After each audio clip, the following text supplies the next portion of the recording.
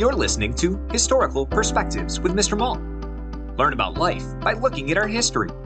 Teachers, for more information about historical perspectives, search Mr. Malt's Marketplace on Teachers Pay Teachers or at mrmaltmarketplace.com. Happy learning!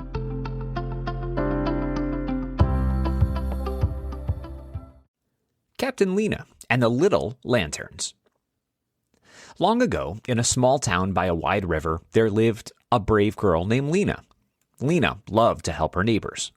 She carried baskets of bread, fixed torn books, and always carried a tiny brass lantern that glowed like a warm apple. People in town called her Lantern Lina because she never walked anywhere without it. One chilly morning, Lina overheard two shopkeepers talking in whispers. They were upset because new rules from far away were making life difficult.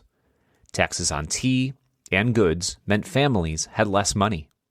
Sailors were told where they could trade, and no one from the town had a voice in the faraway council that made these rules. Lina didn't understand all the big words the grown-ups used, but she felt the worry in their voices, and she wanted to help. That night, Lina's friend Jonah, who worked at the shipyard, tapped a secret message on the window. The people in the town were planning a peaceful protest at the harbor. They wanted to show they disagreed with the unfair taxes. Lina hugged her lantern and walked to the meeting. At the harbor, families had gathered. Some wore masks of painted feathers, like the sailors who came from distant places long ago. They didn't want trouble. They wanted leaders to listen. Lina watched as a group quietly lifted the boxes of tea and carried them to the water. The tea floated like brown leaves on the river as the moon smiled down. People cheered for fairness, not for breaking things. But not everyone was happy. Some soldiers from across the sea came to keep order. Soon, Lina saw the town's young men learning together. How to march, how to care for one another, and how to stand strong when things felt uncertain. Lina helped too. She packed warm stew, bandaged scraped knees, and tied scarves for hats. She was small, but her hands were steady and kind. One morning, the town heard news. Leaders from many towns had written a bold letter saying the towns wanted to govern themselves and be free to make their own rules.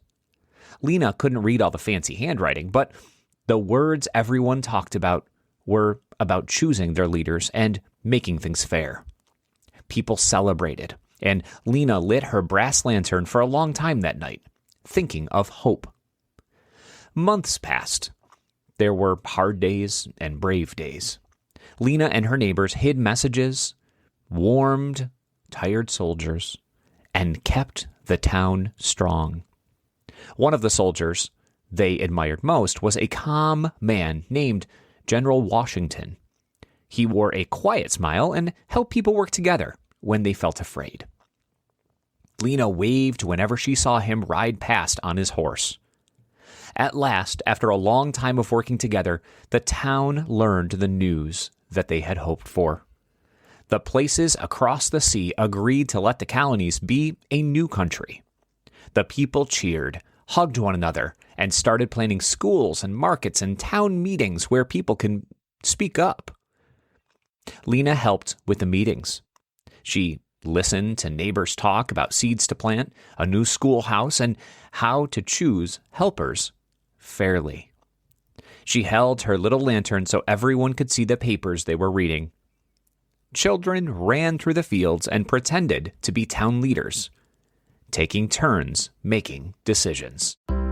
Thanks for listening to this Historical Perspective. If you enjoyed this episode, be sure to subscribe. Also, search for Historical Perspectives on Teachers Pay Teachers to learn more about other topics, such as the Golden Gate Bridge, Henry Ford, schools in the early 1900s, and so much more. Happy learning!